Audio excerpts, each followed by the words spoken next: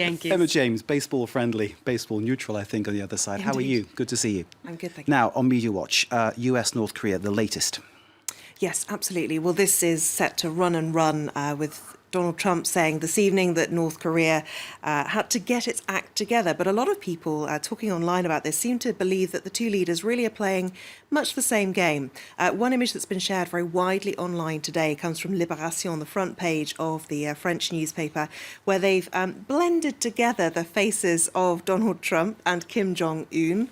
Rather a disturbing image. And the headline is actually Atome crochu, which means literally hooked atoms, but it is actually a turn of phrase, which means that they have a lot in common. And certainly when we take a look at what the cartoonists have to say, they are drawing them in a very similar fashion, i.e. as children. Children having a little row here as the four horsemen of the apocalypse gallop by saying, "Woe, you two, settle down." That by Phil Hands. Michael de Adder too has portrayed them as children with their nuclear buttons attached to their strollers. Really rather disturbing sight. When you look around to see what the actual diplomatic comments are, it's a very, very mixed bag. One thing that is slightly disturbing, though, with all the focus on those two leaders, it's easy to forget about the role of South Korea in all this. And the South Korean military has actually joined in with the very strong rhetoric that's rocketing around at the moment. The Joint Chiefs of Staff has issued a statement saying that North Korea will pay a harsh price for an attack on the South or its ally, the US. They went on to say that it would face strong and resolute retaliation. Now, this is unusual for two reasons, because the military doesn't normally issue warnings when it comes to just purely verbal threats, as this has so far been the case with North Korea. No missile tests have been happening of late. It's also at odds with what we're hearing from the South Korean presidency. A spokesperson for the Blue House, as it's called, has described the situation as serious but not a crisis. So very, very different viewpoints there. If you are looking to have your nerves soothed, then taking a look at the Washington Post is probably a good idea. Anna Fifield has written a very interesting article in which she says that Kim Jong-un basically is not trying to pick a fight. It's actually the last thing that he would want. She says he's prepared to push back to a point, but never enough to risk a war that would threaten his rule as the third-generation strongman in a family dynasty. Now, the eyes of the world, too, are also on Kenya's presidential election. There's been a certain amount of trouble and, of course, detailed reporting from us here at France 24. There's also now an unexpected hero of the hour. Yes, very much so. As often happens with social media, one particular man queuing to cast his vote has caught the imagination of people across Kenya.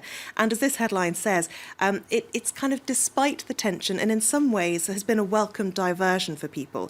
You'll see if I scroll down that he's actually got his dinner or his lunch, I'm not sure which, in a plastic bag there. And that's a meal called githeri, which is made of maize and beans, a very simple dinner. And people have really taken him to heart. There are tens of thousands of tweets with the hashtag #GitheriMan. This gentleman says this guy is the undisputed winner of this election. Everyone has observed he enjoyed his githeri in a free and fair and transparent bag. And there have been lots and lots of images shared online where Kenyans have got very creative indeed. Here he is doing Hotline Bling, the Drake song, with, of course, the githeri bag in hand. Accompanying the US president out of the helicopter in this meme, and this one too. I think this is my favourite, just because it looks so seamless. Githeri Man went to the USA to meet Kim Kardashian, and there he is, strolling down the street, hand in hand, his bag. with the celebrity and his bag, of course, of the maize and beans. It's even got the attention of politicians. Najib Balala tweeting, he is the Cabinet Secretary for Tourism in Kenya, and what he said is that he salutes Kenyans for being creative, innovative and talented. And it really has brought an element of fun to what was making people very nervous because of the precedent, of course, of 2007, where 1,300 people were killed, 600,000 people displaced. And this has been a very nice way to distract people from the fears that things could happen again. What do we know about githeri man? Well, they have, of course, been trying to track him down because with all this attention, everyone wants to know exactly who he is.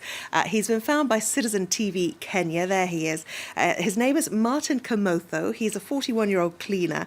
As for the snack that led to his fame, he said he doesn't earn very much money. In the shot, he he's got does the have a bag. bag, yes. But he said he doesn't earn a lot of money and he can't afford a decent breakfast and has to grab what is within his means. And he was waiting in that queue for quite a few hours. So that's hence him having the snack while he was waiting. Now, before people even knew that he wasn't that wealthy, some actually started talking about helping him out, raising money for him, perhaps sending him on holiday. Others thought that was a little patronising. This person saying, it's amazing how people determine what a person lacks by how he dresses and what he eats, although in this case, people do appear to have been correct. This DJ from Jamaica says he's probably happier than most people here, thinking it's arrogant that people actually want to fix his life. There are others who think that all the frivolity around this and the fact that so many people are focusing on it, that basically it's a worrying sign, really, of what the nation's priorities are.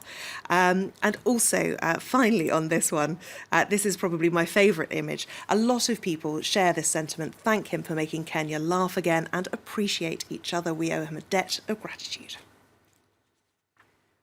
Great stuff. We need to leave it there. Emma, thank you very much indeed.